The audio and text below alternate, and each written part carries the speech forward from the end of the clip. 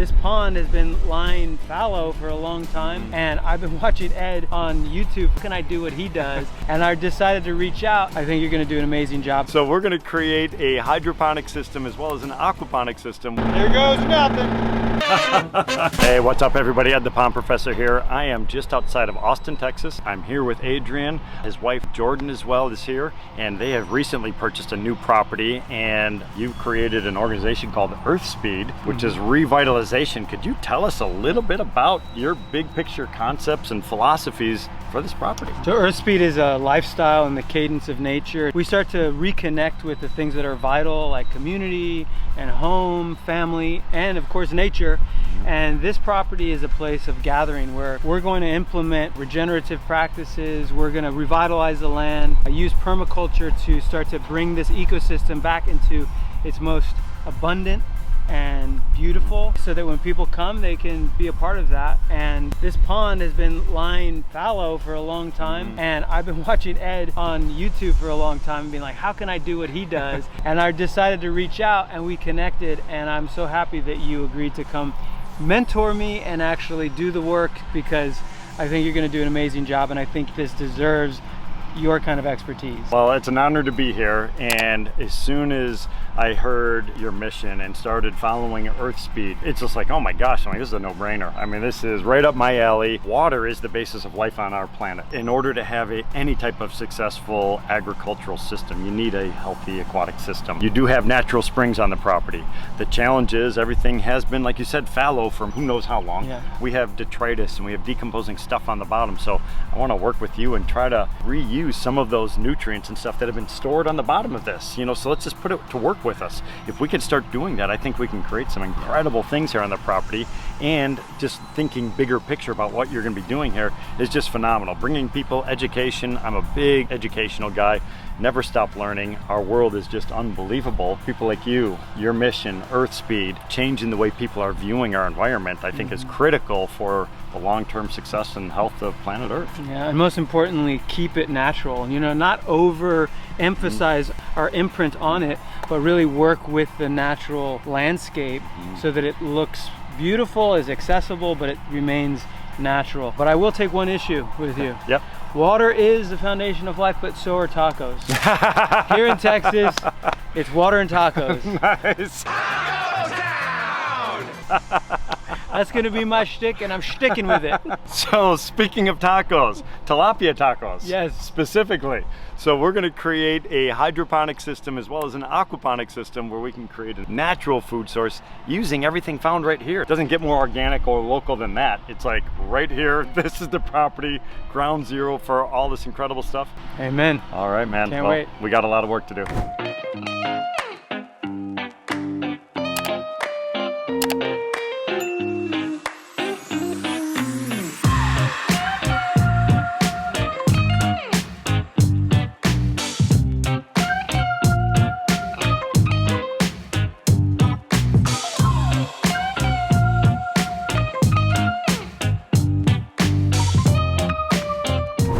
So what we've just finished is we marked out the area where the filter is going to be located.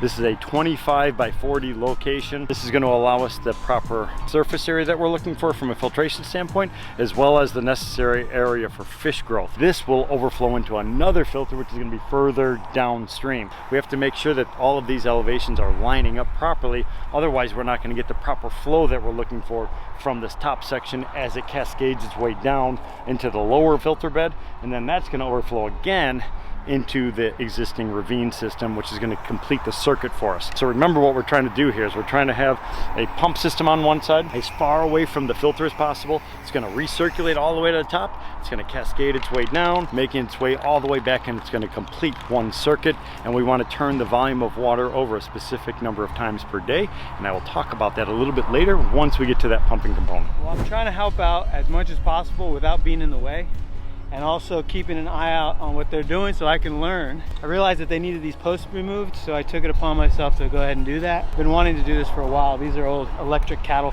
fence, but we're not using this for cattle grazing anymore. Probably have some livestock, but not so many that it's going to be a problem for the springs. So we actually want to encourage animals to create habitat and utilize this area.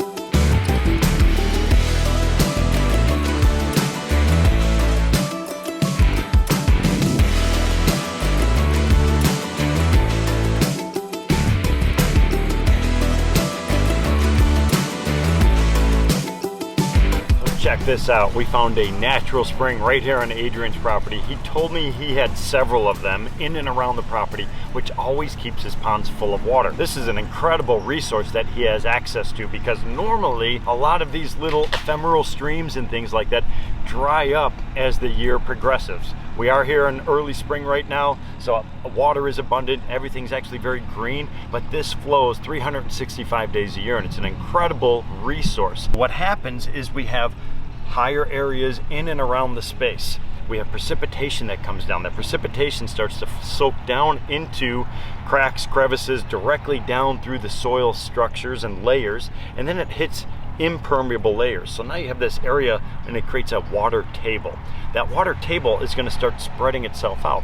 This is what most people tap into when they dig a well. They're going to dig down, they're going to find this area of porous soil, sandstone, river rock, gravels, things like that, that actually hold water within the space itself. You're going to have a pumping system that will draw it out. But occasionally these layers of rock and gravel move along. Remember, we just talked about this with the plate tectonics with Puerto Rico, how all that stuff forms. If you remember, I was taking cobblestones and gravel. You're going to find these layers that get sandwiched in between hard layers of earth and or stone. So now we have this porous space.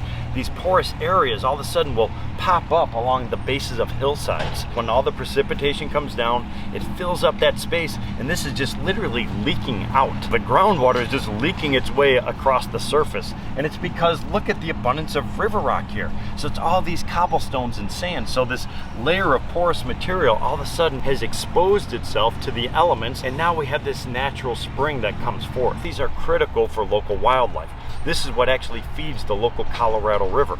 This is an input of water that's coming in, and that water quality is just incredible here. Very important to local wildlife, and this is known as that riparian corridor.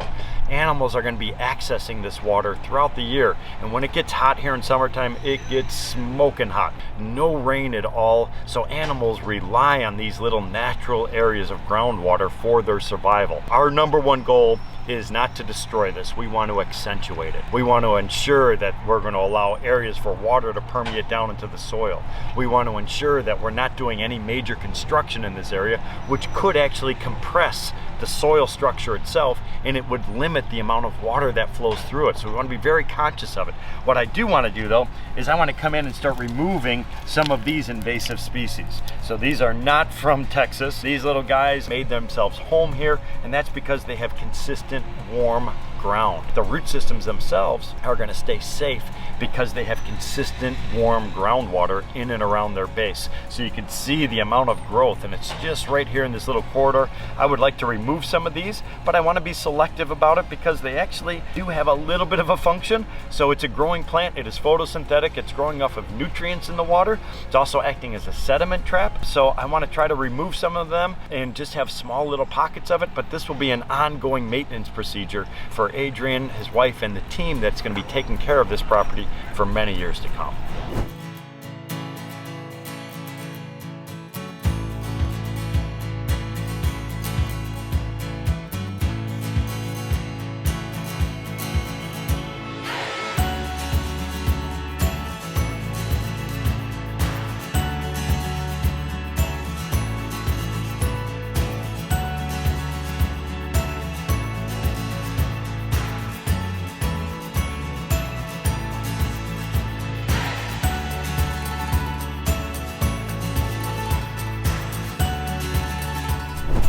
Now, if we only had smell-o-vision, you'd be able to smell all the beautiful, rich, all the nutrients. Oh yeah, yum.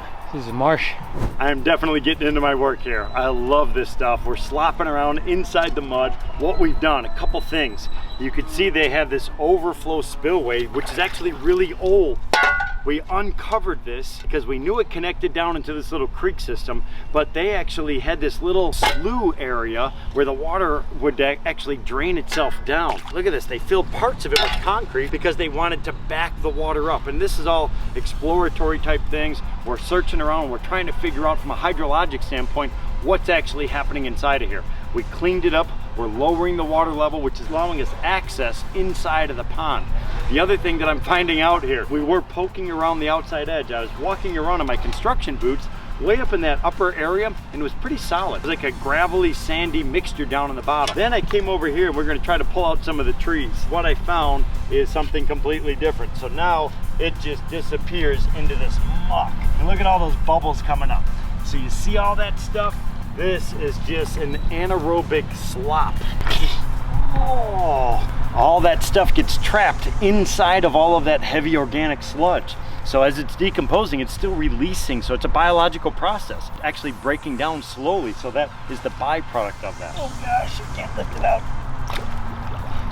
Oh, nice. Shovel after shovel. All those bubbles being released, that's carbon dioxide, that's methane, it's hydrogen sulfide, it's all that swamp gas type stuff from anaerobic bacteria. So it's slowly degrading all those organic compounds down in the bottom. What we want to do is speed that process up. We're going to start manually removing some of this muck type material out, and then once we get our filtration system, the circulation, we're going to start to oxidize all that. We're also going to add specific blends of microorganisms directly to the pond. This is heterotrophic bacteria. This is a facultative bacteria that's going to break down any type of organic compound, which is exactly what this stuff is. Remember our goal. We want to turn this stuff into a usable food source. This is an incredible, and I mean an incredible fertilizer or soil additive. It's all just decomposing leaf debris, wind-blown material, any sediments and soils that blow in. We also want to remove all of that duckweed that is flowing on the surface.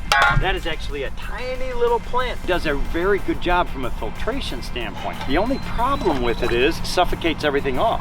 As you can see, when it spreads out, that big giant green film behind me, as well as around my feet here, it covers up the sunlight. It blocks the sunlight from getting down into the deeper layers. So this is going to limit some of the productivity as well as the different types of plants that could be found inside of it.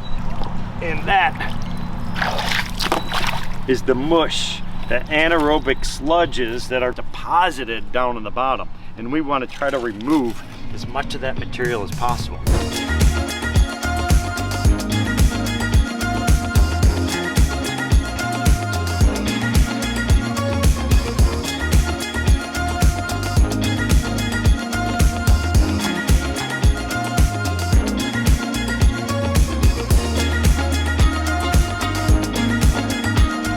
So we just laid out the rest of the excavation process. We have our main area. This is 10 feet wide, 40 feet long.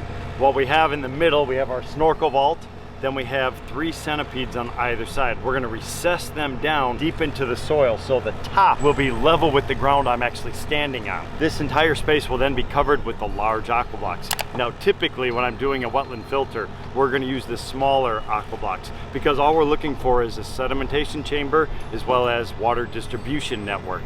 Now with a natural bottom pond, I like going with the large AquaBlox because that gives us more area for storage of sediment. We're pulling all of that stuff out of that existing natural bottom pond. It's going to have a high suspended solid load. So I want to make sure that we have the capacity to hold that stuff in place. So we have our first major problem here on the project. We knew we had groundwater here, but way down over there. So I know we have these springs popping up, but we're pretty high up here in the soil profile. But what's happening, this hillside, it goes up 20 or 30 feet all the way up that way. So all that groundwater is charging this way and it has all that hydrostatic pressure on it. Now we take an excavation, we make a hole in the ground, water wants to fill into it.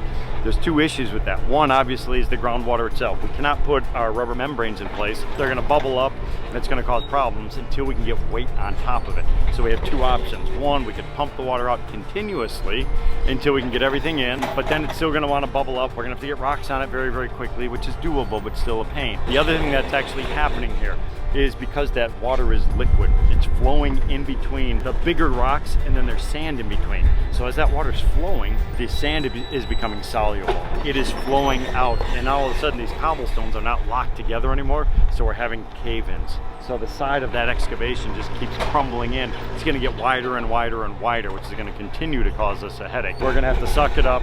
We're gonna have to dig a deep trench from the bottom of our excavation all the way into that seep area. So we're gonna pick it up, we're gonna drain it out by gravity naturally into that seepage area where it will release over the ground into all that really soft organic soil. It's a problem, not a major problem at this point. I just wanna stop it before it causes a bigger problem for us. So a lot of stuff happening. The other one is the sun is gone. It is dark. So sun just set, and I don't think we have lights on that machine. So I might be pulling our truck down here and kind of illuminating stuff to finish this up before it gets really, really dark. So I gotta get back at it.